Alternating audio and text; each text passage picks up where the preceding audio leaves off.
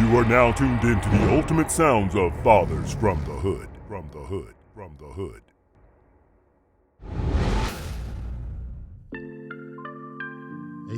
Hey, what's happening? What's happening?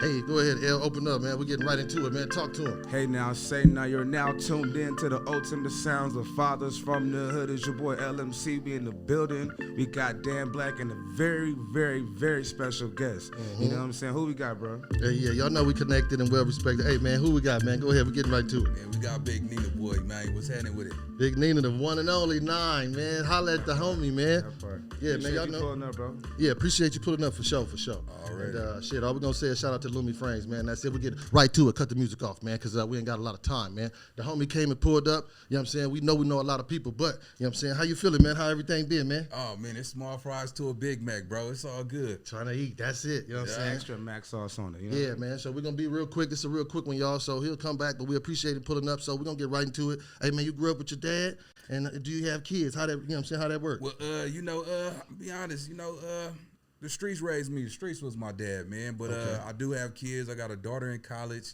and I got a 12-year-old son.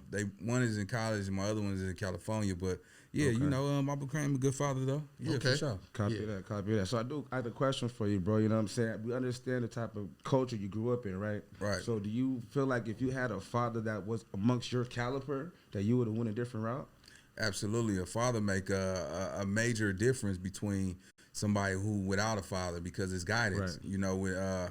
With single parent mothers raising a boy, they can't teach him how to be a man. So when we look at the reality, man, it's like when a child fall, a mother's gonna nurture. For sure. When a father see his son make mistakes, he on his ass. Guaranteed, and that's what we're here for. That part. You know what I'm saying? Yeah, man. But anyway, let's get to the streets, man, real quick. We all from the streets, fathers from the hood, but we all kind of use those lessons, and we, try to make them wins, and we try to make them good choices for everybody else. You know what I'm saying? So, you know what I'm saying? Tell me, how can you, talk about some of the stuff you've been through and how you, put it out as positivity. That's how you do. So, with me, man, I think my story is when I do the YouTube thing, I speak life. You know what I'm saying? Into my content, before I get to the controversy, the drama, I'm always coming with quotes, motivation, because when you get older, man, all that gangsterism, all that, the moves that we made when we was young, it don't count. It's no trophies. You know what I'm saying? Being a gangster in the streets. It don't. And I tell people all the time, man, being a real one only come with scars. You know what I'm saying? Right. Every nigga in the hood only want to do one or two things. He want to either change his life, get out the hood, or do something. You know what I'm saying? Or he's still stuck being stupid. So you know what I'm saying? We respect you on your knowledge. That's all you've been doing. We've been knowing you for years. Yeah, so you've been on the knowledge tip. So yeah, that's cool. So real quick, do you choose your legacy at the house? You know what I'm saying? And your kids over your reputation? How you feel about that? Like people trying to weigh their kids versus being in the hood and doing that rep. You know what I'm saying? Which one is more important? You know what I'm saying? I mean, you gotta choose the family structure, because at the end of the day, I'd have been in a lot of court dates and caskets, man. And one thing I noticed is that, when you lose and let me just clarify this, you don't have to be a gang banger to be active in these streets. Like you just riding with the wrong person, you know what I'm saying, from that community, you can get caught up. But far as death, I mean, just far as home, people gotta realize when you die and you leave those kids behind, that reputation that you hold in them streets don't hold no weight towards them kids, because when them kids gone, they go look at it like, damn, you spent more time with them and you left us nothing. Hey, you know what I'm saying? Nah, how many kids feeling like that? Go ahead, El. How many kids feeling like that? All the kids is feeling like that. So how are you building your legacy to your liking? Like what is that main focal point for you as a father? Building a digital diary of who I am. You know what I'm saying? Because I spent a lot of time, building this digital diary. Like, let them know that my life wasn't in vain. Like, I speak life, something that they could be proud of. You know what I'm saying? Like, dang, my dad ain't out here. Because when you get to a certain age, just imagine you 30 years old and you hanging with YNs and you go slide with some 18-year-olds. You're 30 or 40 and you shoot somebody over there who was 17. You stupid. You stupid. Hey, but look, when we was younger, homie, we hung, I know you did. I know you didn't. I hung around all older homies. Yeah. So when I'm looking back, I'm like, nigga, what was these niggas hanging with me, nigga? I was 16, 17, 18, nigga hanging with them doing all kind of stuff. Nigga riding, driving, leading the car, doing little things with the mac and cheese in the car. But I'm like, man, how you got the young nigga driving with the gun or whatever? You know what I'm saying? Whatever.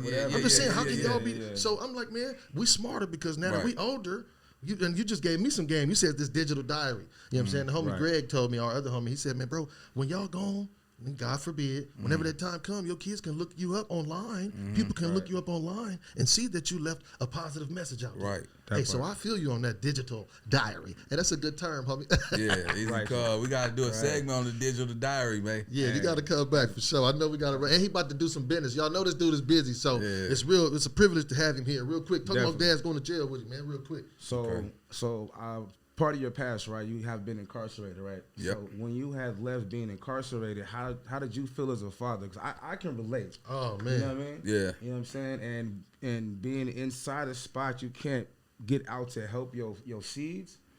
Like what is that feeling like for you?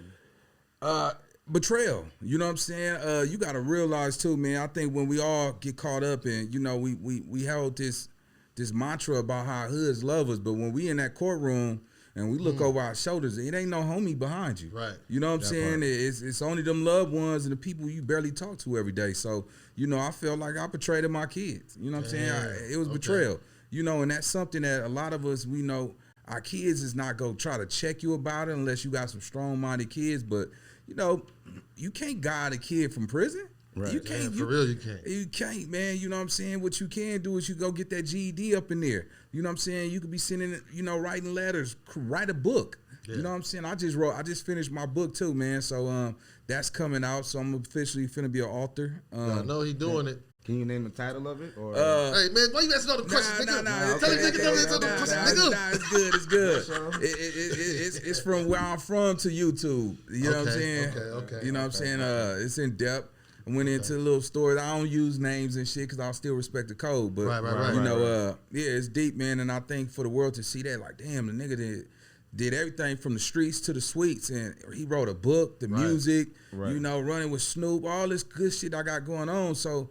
Yeah, man. I heard it first here, man. He got a book on the way, homie. Yeah. Hey, homie got a book on the way, and y'all know he gonna do it. He got enough following. Real quick, man, about the following. So don't give him too much. I just looked, and I just looked at your channel a while ago, and I see you've been going up. Like, you up there in the M's on the views, man. So, you know what I'm saying? How can you give somebody like us, you know what I'm saying? Anybody, some advice, like, because I know you're getting some chili off of that, right? I don't want to hit in your pocket, but I'm just saying, how can you convert? I ain't worked in 5 years, I'll tell you that. Hey, man, you feel me? Yeah. So when it comes to that, what kind of advice can you give, you know what I'm saying, people like us or anybody else that's trying to be positive and be in YouTube rather than just doing something stupid like a YN or something? I would say just the consistency, man. I think the analytics, right? It tell you your hot spots between 12 in the morning to 6 a.m. On everything. If you drop them late nights and them early mornings and shit. Trash. You know what I'm saying? What I'm saying is, like, if you drop it early. Early in the morning. Yeah. You drop that early morning shot, boom, do a pre-record. Right. 2 of them, 7 and 8. And then you do the 12 and 2. And then you do the 6 and the 9. You like, man, you going up 3 times a day, dude. I'm going 3 times a day, man. I was consistent with that. And then I was posting on Instagram, you know what I'm saying? Posting on TikTok. Gotcha. And then what I was doing, man, and I was sending shit to everybody, email. Okay. I wasn't even sending it to their DMs and shit. I was sending people go down the emails and shit. Man, I had that. Man, they see my shit pop up. So our engagement been going crazy because we got certain people on there, and it's crazy. But you got to monopolize on that, man. Yeah, you got to do it because it's a new age, man. It's 2025, man. So we got to be smarter. We can't be stupid. You know what I'm saying? Not at all. And excuse me, I know you know how to do it, man. So anyway, we ain't in there. We just asking for advice for those others because Pun was telling. Shout out my nigga Pun. Yeah, we from this land. You know what I'm saying? Actually, Pun was gonna sign the homie Jay Frank a long time ago. Jay Frank acting like he was on his high horse. I shouldn't be saying that, but anyway, Pun was he was mentioning, like, bro, we gotta, like, the more content you got, the more they can absorb, the more you can chop up. Right. Like, we gotta, you know what I'm saying? It's the new age. You gotta drop it all day. So you know what I'm saying? I respect that. That's smooth. And another question, man. I know you be online, man. So we're gonna real quick talk about one person. This dude, Wack 100. Okay. You know what I'm saying? But we're not gonna really go into depth about this dude. We're gonna go into the topic of this persona. And when these people have this persona with the street politics and the new, the new era of the gang culture, like they all online talking about certain things and stories and this and that, man. I know you talk about somebody gangster, people, saying things and stuff, but it's like, man, how do you feel about these dudes putting all these names and all this stuff out there, man? Is that the new era, bro? it violated every code that everybody put down for when they was, coming up in the streets, man. Right. It's picking and choosing, selective politicking, cherry picking, and backbiting, man. I feel like this though, right? It's true. They can't. I mean, see, a lot of them, they come from that era. Oh, I ain't doing that internet. You know what I'm saying? Yeah. That's the bully, man. Then when they start seeing, wait, niggas is monetizing, getting money. Certain people knew how to navigate and not say names, and then they came back, Tommy Earl and Chicken George and them. They, I never liked that nigga. No, right. That shit gone. Why you come on, that? why you doing that, man? Y'all try to guide us, but y'all the ones dropping the ball. Yeah, for real, man. And that's why I think I respect what you're doing and what the others are doing when it's positivity. So we don't really, preaching to the nonsense, but we know that you come from a lifestyle, the thing I come from, that we come from, we understand. So it's good to speak positivity, but these dudes is crashing out, man. Right. Like, I don't know how you, I don't know. I don't know what's on their mind, bro. So I look at it like this, man.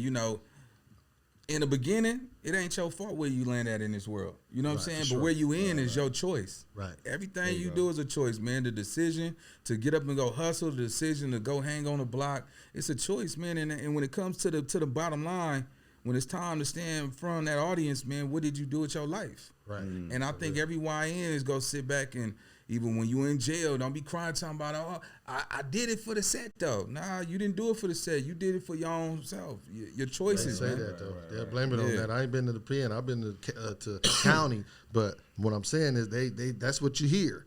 Motherfuckers blame it on that. It's crazy. Now that's a different little land though. So you're in a different jungle. So I know you got to operate different. Like, come on, man, you got to really, you really in a different atmosphere. You all hostile every day. So that's a little different. But when you out here, like, come on, man, I feel like people doing a little wrong. Real quick, how you feel about the shift between like street politics and social media? Now people is putting street stuff on social media. How you feel about that? I think we already know how you feel about that. Though. Yeah, man. It's crazy, man. But hey, the internet is undefeated, man. It's undefeated. And no matter how this go turn out, man, we all got to take accountability for our actions, mentally, spiritually, verbally. But we also got to realize too, man, that when you trying to be a gangster on the internet and try to be a gangster in the street, you go clock that ticket before it's time for you to departure. Yes, sir. Because once you die, homie, we gonna come to your funeral. We go to repast. We go parlay. But ain't nobody come back to that tombstone after that day. They might post you for a couple years or something. Yeah, that's if you made a real impact, you might get like 5 years of posting. But bro, when you gone, you gone. Yeah, for real. So with that being said, then, so I do have this question. All right. So in the next 10 years, in the next decade, where do you see your brand at off of what you built? I see it being a big entity, and especially as far as a nonprofit organization, a 501. I definitely see myself having a center where people just pulling up to do music, rocking with me. Because I like to tell everybody, man, like in gang culture, it don't matter how many years you've been gang banging. One false move will take everything you worked hard for years. You could slip up and say, "Oh." In the interrogation, and it's over. You know what I'm saying? Or I tell people like this, man. When you get successful, especially come out of gang culture, they coming for you. Oh yeah, they coming for you. Why not be smart? Like you be paranoid the whole time when you're moving through the streets. You should be even better off maneuvering when you get to Chile and do. You know what I'm saying? Don't get reckless after that. I mean, I think a lot of people they didn't change the dynamic because they saying oh nigga, if you ain't outside, you ain't nobody.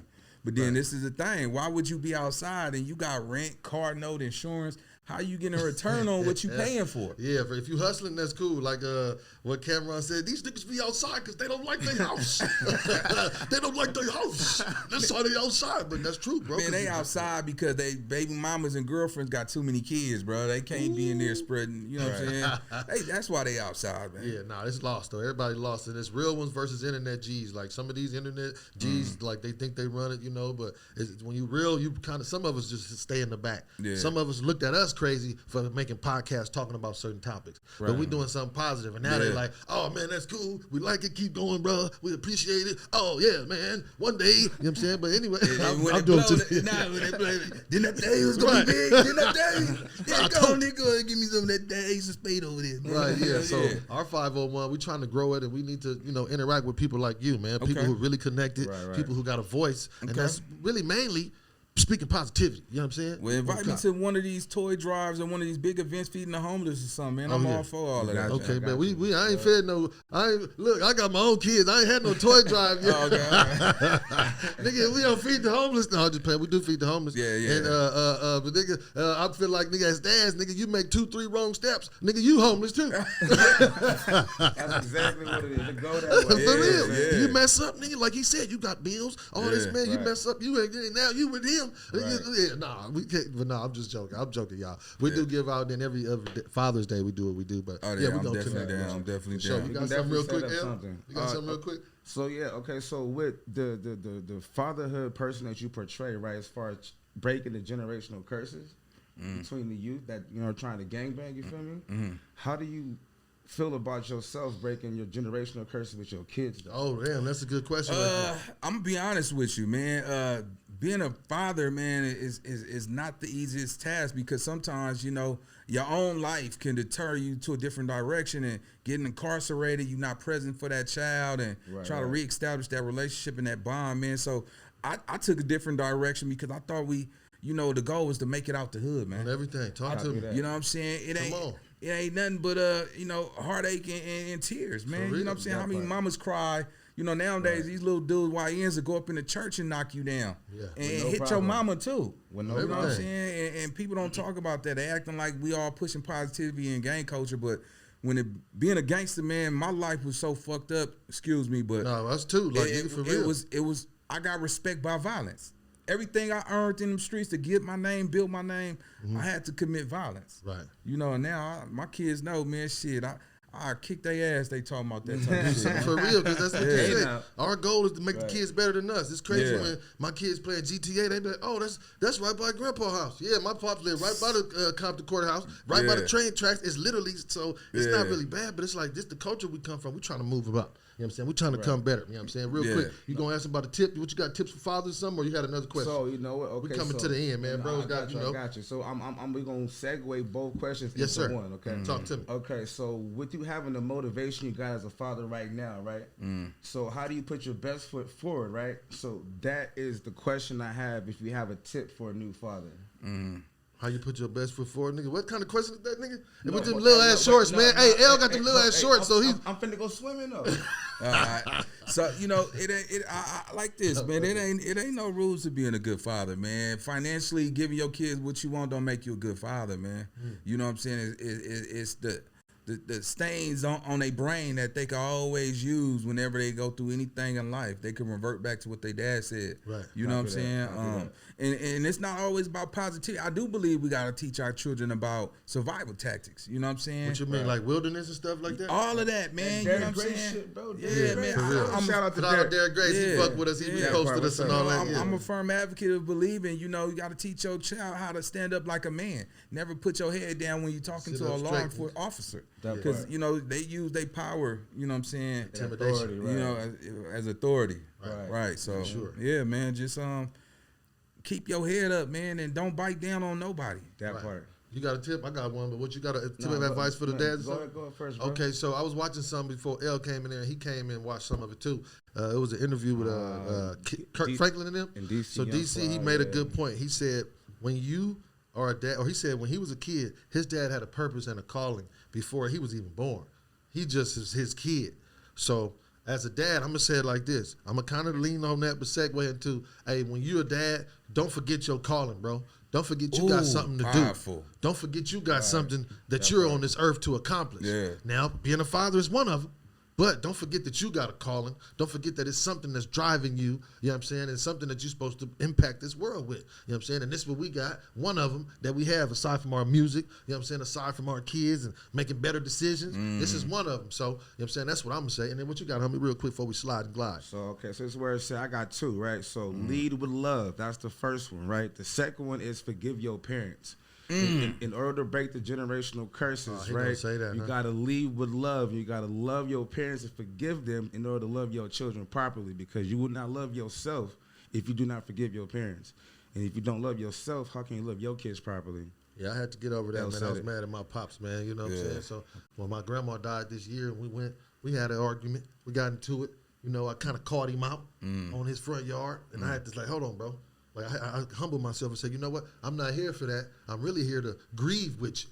But we letting emotions and anger get the best of us, homie. Yeah. So I think I kind of got over it then. So I appreciate you saying that, man. You Powerful. look crazy today, but you kind of smart, nigga. Yeah, And Big W's that's on powerful, Capitol. nah, Hold that on. was Wait, powerful. slow down. That was powerful, man. So yeah, man. Hey, man, man. the homie, he busy, man. You know what I'm saying? Like I said, we ain't holding him up. You know what I'm saying? We ain't gonna make it, you know what I'm saying, no longer than what it got to be. Because he done dropped so many jewels in this episode already. You know what I'm saying? So real quick, anything else you want to say before we get up out of here? Oh, no, man. Love, peace, and hair grease, man. Hold it in. I'll let y'all on next one. Yeah, man, we're going to be swing. back, you know what I'm saying? We're going to get him back, but other than that, man, part. y'all tap in, go follow Please. the radio station. Hey, TikTok going up, millions and millions. But anyway, you know what I'm saying? Y'all keep being great fathers to them kids. That part. Hey, We out. don't Fathers try from to- the hood. We in there. Yes, sir, man. Y'all be smooth. Hey.